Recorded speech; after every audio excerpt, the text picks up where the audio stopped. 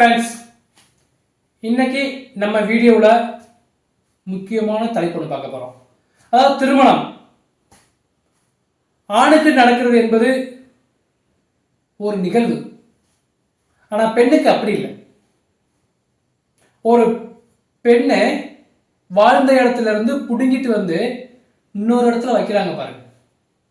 அதாவது புகுந்த இடத்துல அவங்களுக்கு அதுதான் திருமணம். ஸோ திருமணத்தை நம்ம எப்படிலாம் எடுத்துக்கலாம், ஸோ நம்ம எவ்வாறு பெண்களை மதிக்கணும். இப்போ ஆண்களுக்கு திருமணம் சொன்னால் அது ஒரு சாதாரண நிகழ்வு. ஆனால் பெண்களுக்கு அப்படி இல்லை. அவங்க எவ்வளவு பிரச்சனைகளை தாண்டி வர்றாங்கங்கிறது இந்த வீடியோவில் சொல்கிறேன் பாருங்களே. இப்போ உங்களுடைய குடும்பத்திலையும் கண்டிப்பாக பொண்ணு இருப்பாங்க. அந்த பொண்ணு சந்திக்கக்கூடிய பிரச்சனைகள் என்னென்ன, அவங்க மனசு எப்பேற்பட்டது, அவங்க உள் மனசு எப்படியெல்லாம் ஆதங்கப்படுது அப்படிங்கிறத பற்றி தான் முழுக்க இந்த வீடியோவில் பார்க்க போகிறோம். ஸோ இது வரைக்கும் நம்ம சேனலை சப்ஸ்கிரைப் பண்ணாமல் இருந்தீங்கன்னா சப்ஸ்கிரைப் பண்ணிடுங்க. உங்களுடைய வாழ்க்கையிலையும் கண்டிப்பாக ஒரு நிகழ்வு நடக்கும்.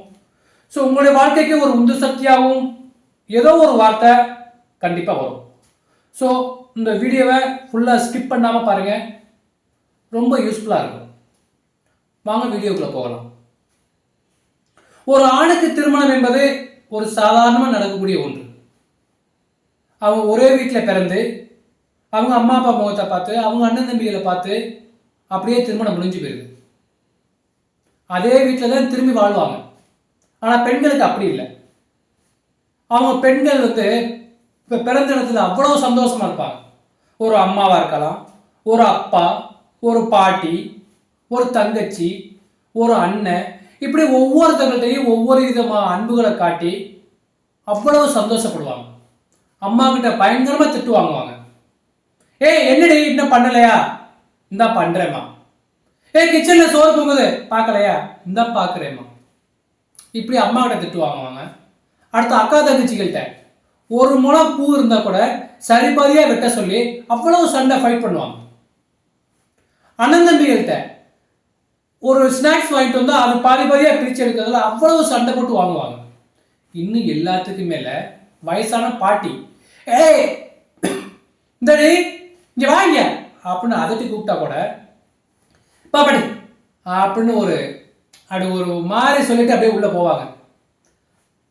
அவ்வளவு ரொம்ப செல்லமாக இருப்பாங்க. இது எல்லாத்துக்கும் மேலே அப்பானாலே எல்லா பொண்ணுங்களுக்கும் செல்லம். சொல்லவா வேணும், மனைவியை தாங்கிறத விட மகளை அவ்வளவு தாங்குவாங்க.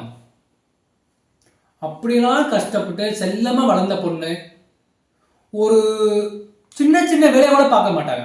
அவ்வளவு செல்லமாக வளர்ந்த பொண்ணை இன்னொரு இடத்துல கொண்டு விட்டால் எப்படி இருக்கும்? ஸோ அந்த மாதிரி இடத்துல அந்த பொண்ணுக்கு ஒரு நல்ல வரன் பார்க்குறாங்க. ஒரு 6 மாதம் கழிச்சு திருமணம் நிச்சயிக்கப்படுறாங்க. நிச்சயம் முடிஞ்சு 6 மாதம் கழிச்சு கல்யாணம் நடக்குது. ஸோ அது வரைக்கும் அந்த காலகட்டங்கள்ல மாப்பிள்ளையிட பேசுறாங்க, ரொம்ப சந்தோஷமா போகுது. 5 மாசம் ஆச்சு, 4 மாசம் ஆச்சு, 3 மாசம் ஆச்சு, 2 மாசம் ஆச்சு, 1 மாசம் ஆச்சு, 1 வாரம் ஆச்சு.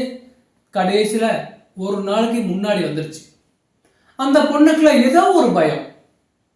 நம்ம கல்யாணம் பண்ண போற இடத்துல நம்மளை எப்படி பார்த்துக்குவாங்க, சந்தோஷமா பார்த்துக்குவாங்களா, இல்லை நம்மளை ரொம்ப கஷ்டப்படுத்துவாங்களா எப்படின்னே தெரியாது. அதனால நம்ம ஓடி ஆடி திரிஞ்ச அந்த இடத்த எல்லாம் ஒரு வாட்டி பார்த்துட்டு வந்துடும் சொல்லி அவங்க மனசுக்குள்ள ஒரு ஏக்கம், ஒரு ஆதங்கம், அழுக ஆரம்பிச்சுட்டாங்க. ஒரு ஜன்னல் ஓரமாக நின்று அப்படியே கண்ணீர் தண்ணி வடியுது. எதுக்குன்னு பார்க்குறீங்களா? இது வரைக்கும் மாப்பிள்ளைகிட்ட சந்தோஷமா பேசிக்கிட்டு இருந்தாங்க. 6 மாசமா பேசினாங்க. திருமண நாள் நெருங்க அந்த ஒரு நாள் முன்னுக்கு அவங்களுக்குள்ள ஏதோ ஒரு பயம். ஒவ்வொரு பெண்ணுக்கும் எல்லா பெண்களுக்குமே நடக்கக்கூடிய நிகழ்வு. அப்போ ஒரு திருமண நாள் முதல் நாள் அவங்க மனசுக்குள்ள ஒரு ஏக்கம் வந்துருச்சு, ஒரு பயம் வந்துருச்சு. அப்போ ஜன்னல் ஓரமாக நின்று அழுகுறாங்க. அப்போ அவங்களோட அக்கா ஒருத்தவங்க, அக்காவும் வச்சுக்கலாம் தங்கச்சி, அக்கா அப்படின்னு அப்படியே கட்டி பிடிக்கிறாங்க. 2 பேரும் அப்படியே மாற்றி அழுகுறாங்க.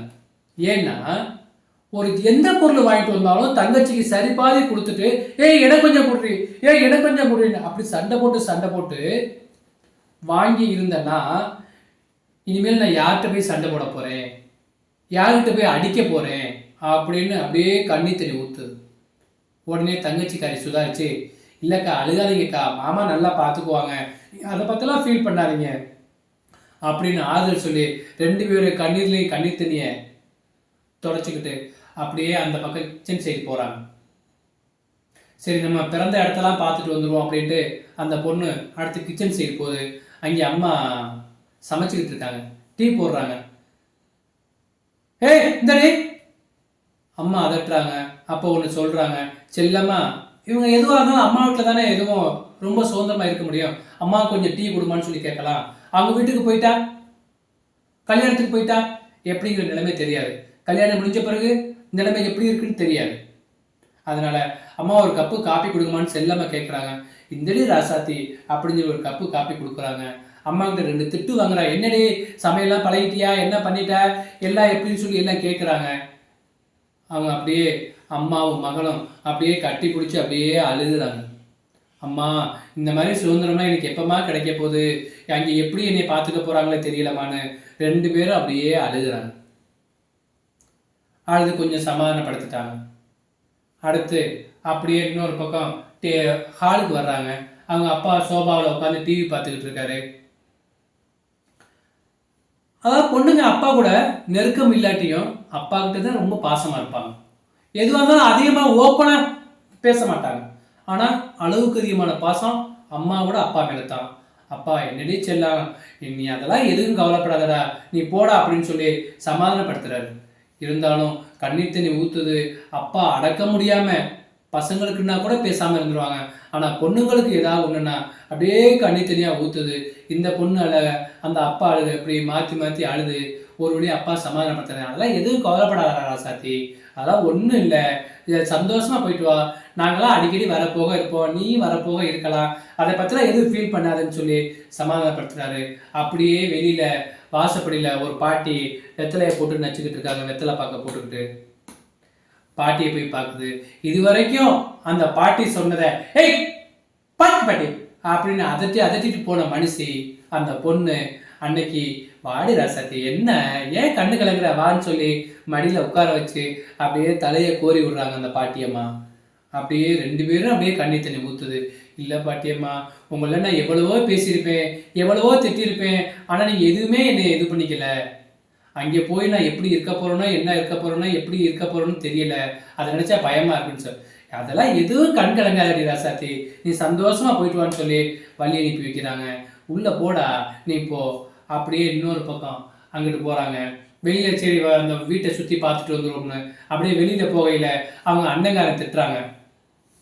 ஏய் இந்தம்மா ஐயா அப்பா ராசாத்தி, நீ உள்ள போ, நாளைக்கு கல்யாணத்தை வச்சுட்டு இன்னைக்கு வெளியில் வந்து அலைகிற, நீ உள்ள போ.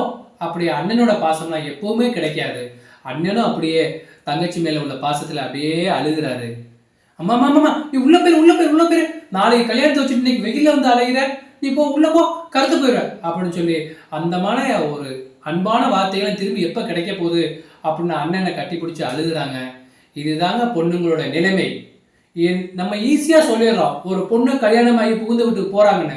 ஆனா அவங்க அந்த கடைசி நாள், திருமணத்திற்கு முதல் நாள், அவங்க பிறந்த வீட்டில இருந்து வெளியில வரையில அவங்க படக்கூடிய மன வேதனைகள், மன அழுத்தங்கள் ஒவ்வொரு இடத்துலையும் ஒவ்வொரு மாதிரி இருக்குங்க.